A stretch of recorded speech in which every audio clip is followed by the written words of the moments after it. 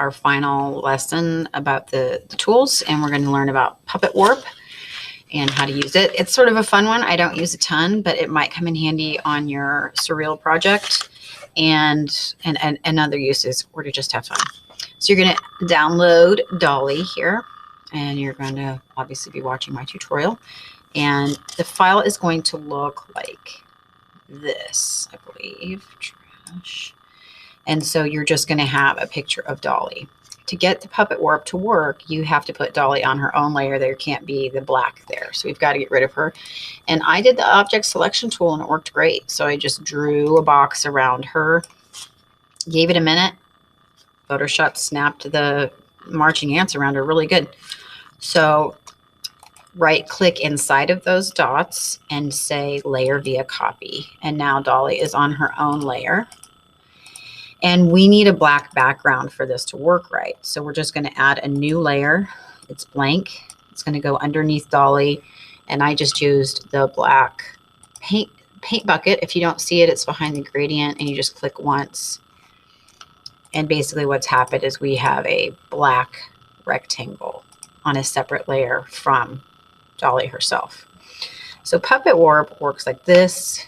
You drop pinpoints and it allows you to make a movement, and it will make a copy every time you do that. So you don't really need to do that. And we also have the original down here. So we're good. So we're going to go up here to edit, and under edit, we go to puppet warp. And if it meshes the whole rectangle, check your layers. Again, you've got to be on the layer with just a person on it. And what you want to do is drop anchor points where you want her to move. So it's sort of like, I usually choose the elbows and the shoulder and maybe like the neck.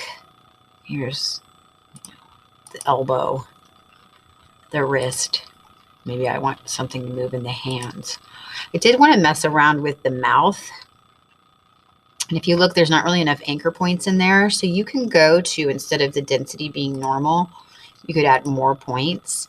And then we can kind of access the mouth a little bit, which we're going to play with. Okay.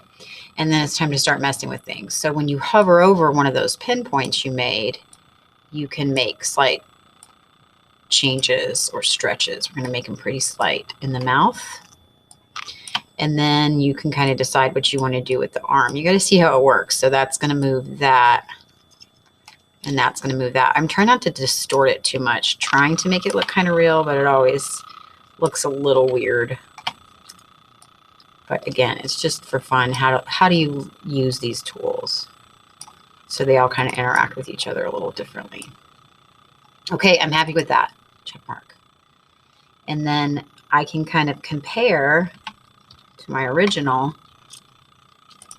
here what it changed. See that? Okay, you duplicate the layer. So now you have two of them, and we do it again. Edit, puppet warp, more density. And you're going to try to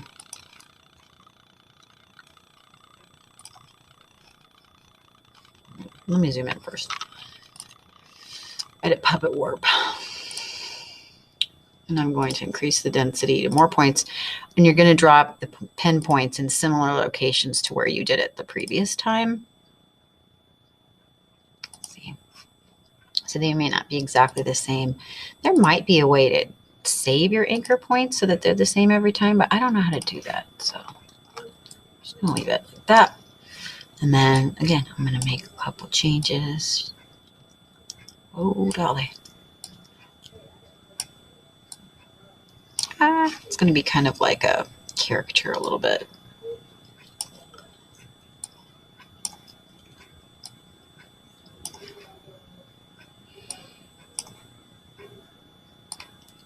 Oh, come here. Yay. Hit enter. And then you can kind of compare what's changed. So if you're doing something funny, you can make some pretty big jumps. Copy your layer, Puppet warp.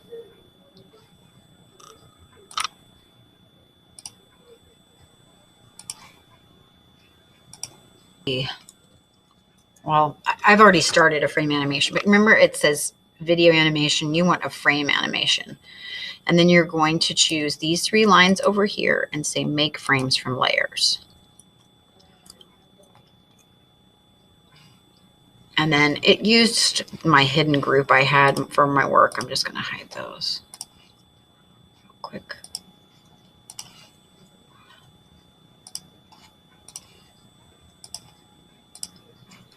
Yes. And if you want to get fancy, you can do this where you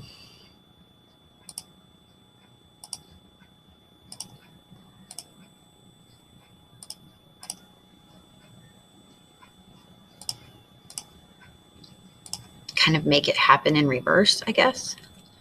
So I'm going to make each one 0.5 personally.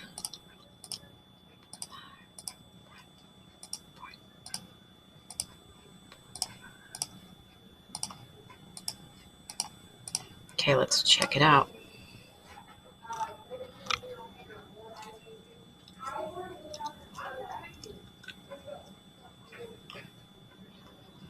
Beautiful. Now, if you remember, you're going to go to File and Export, Save for Web.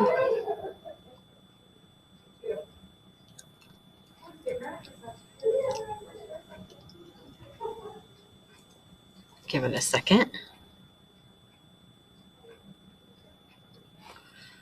And I don't think we change anything here, so we're just going to save it. Save.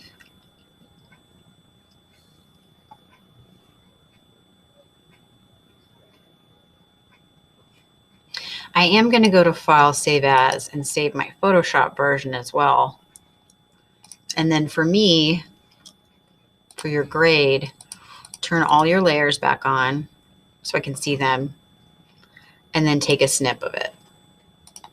And then for this one, if you want extra credit, I'm going to give you 20 points extra credit for doing this with a character of your own choosing. So save it and then turn it in on Schoology inside the Puppet Warp.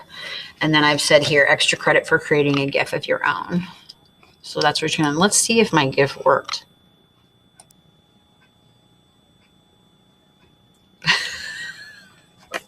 It's so bad, but I could have a lot of fun with this. Just saying.